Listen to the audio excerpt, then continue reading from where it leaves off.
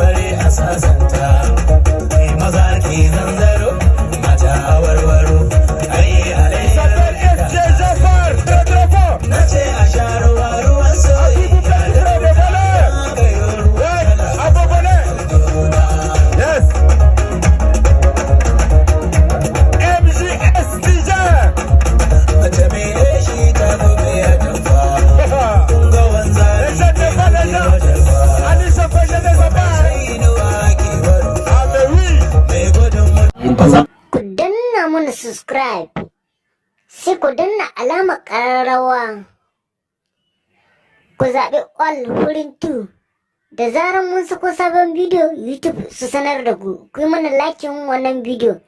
Idan akwai ra'ayoyinku sai ku yi mana comment a ƙasar wannan bidiyo. Mun gode. Wana da mata